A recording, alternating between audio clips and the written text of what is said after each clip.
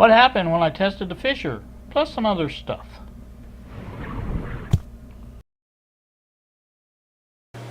Good morning, YouTube. Here with you on a Monday morning at 11:53 in the morning. I got up a little late today.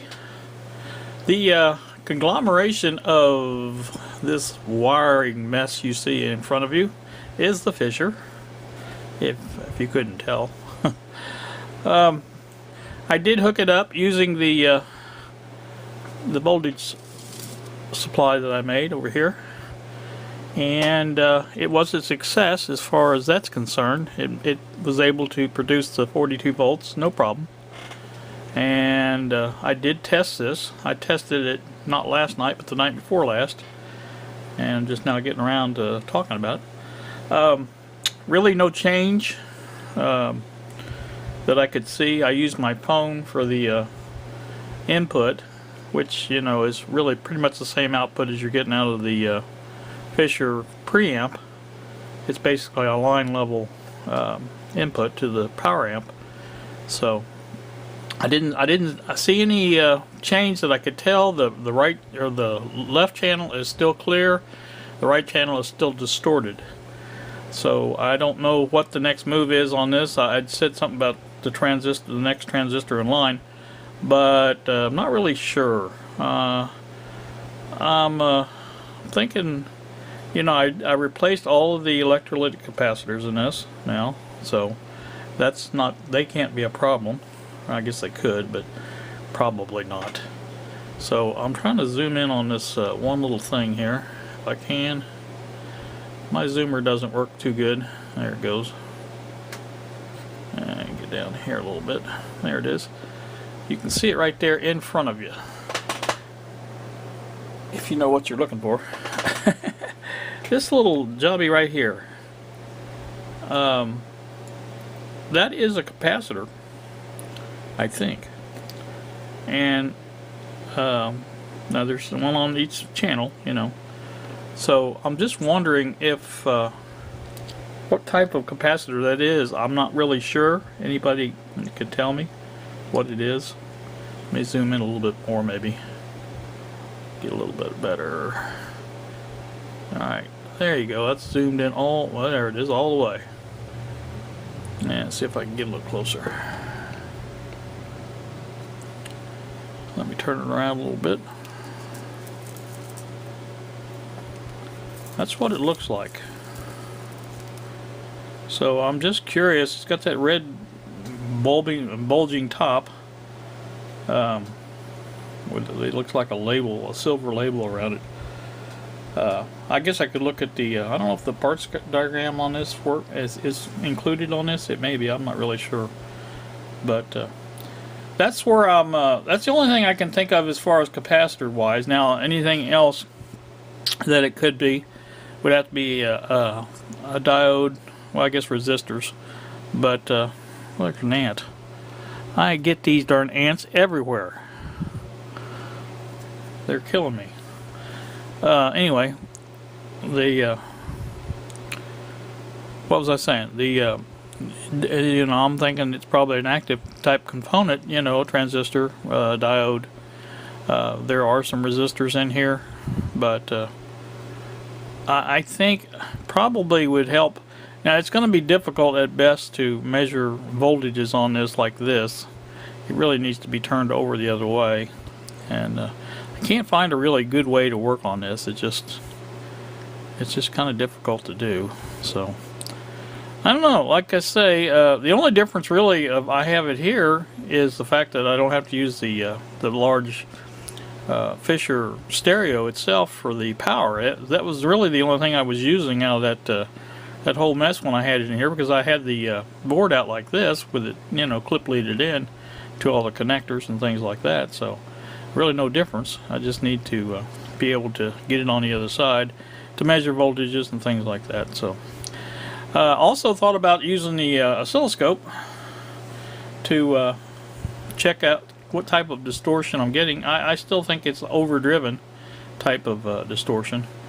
Bob seems to think I need to go through the setup for the center voltage setting, or whatever you want to call it.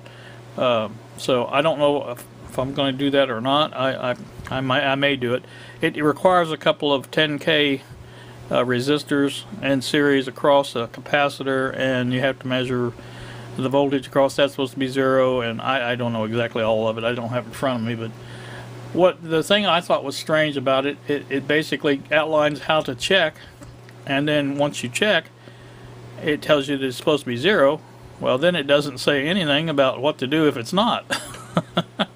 Which I kind of thought was strange, you know. Okay, so yeah, here's what, you know, if you're going to go all through the trouble of checking to see if it's 0, I mean, you know, they're assuming it is, and they're going on to the next step. Well, you know, why check it if you think it's 0? Why bother even checking it? Just go on to the next step. Or at least tell you, say, well, if it's not 0, here's what you need to look at, you know, something like that. But anywho, like I said, that's where I'm at with this. I'm gonna do I have to pick up Kylie today, and eventually take her to work. And she doesn't have to go right after school, but she has to be at work at 5:30, I think. So we'll be hanging out here at the house for a couple hours, and then I'll take her to work. But I'd like to do a little video on some tips that I have learned along the way, and I think would be helpful. Ron C. had a little problem with his potentiometer that he was working on. He didn't have a problem with it, but he had a problem running the little screwdriver under his fingernail, and that was, I don't care what you say, that was very painful just to even look at. And so I had learned some tips like how to get under those a lot easier without a screwdriver, and you know, things like that I picked up here and there. And another one's the coil method for connecting wires. I know a lot of you guys use a hook and pinch, as Bill likes to say, but the coils method is a real easy method to use. It's actually easier, and I think more a better connection when you get done. But like I said, that's just my opinion. But I like to share that. John from Arkansas, Joe R. Nunn, is the one that I learned it from.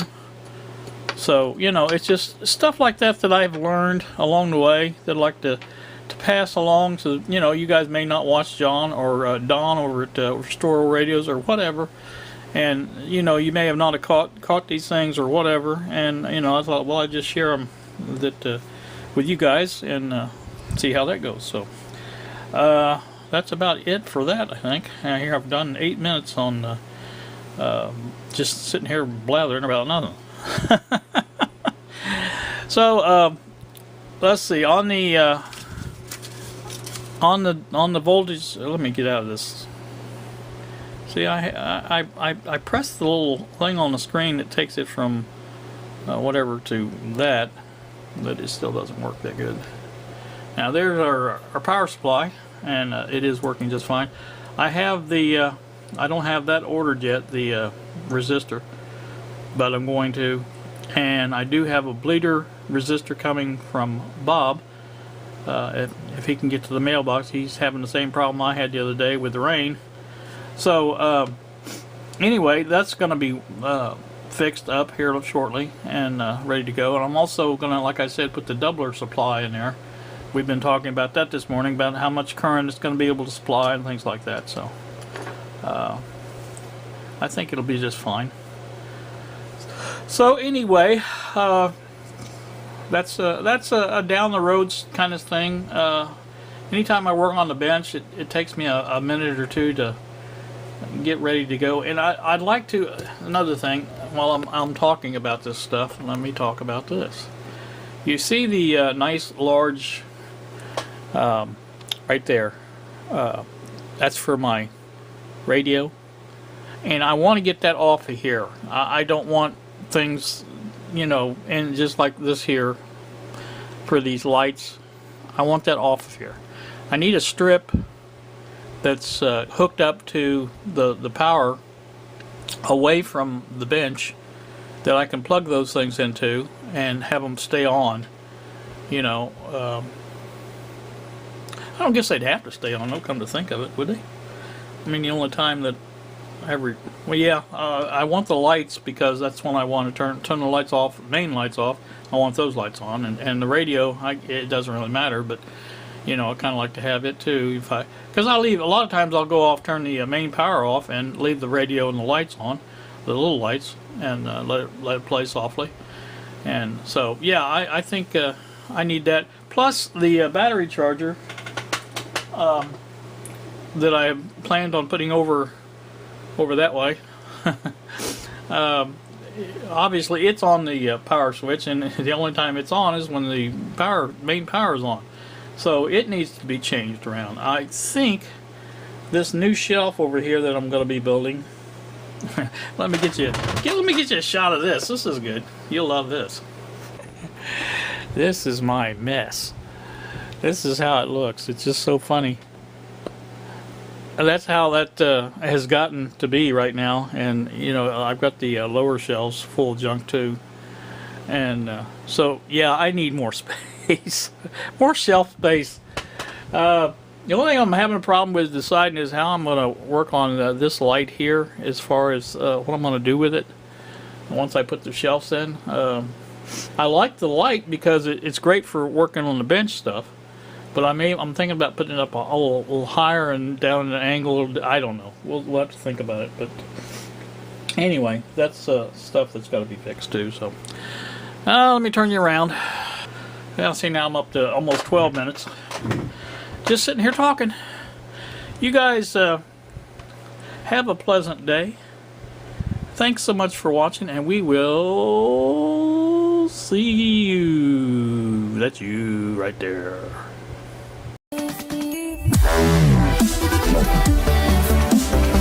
Wow.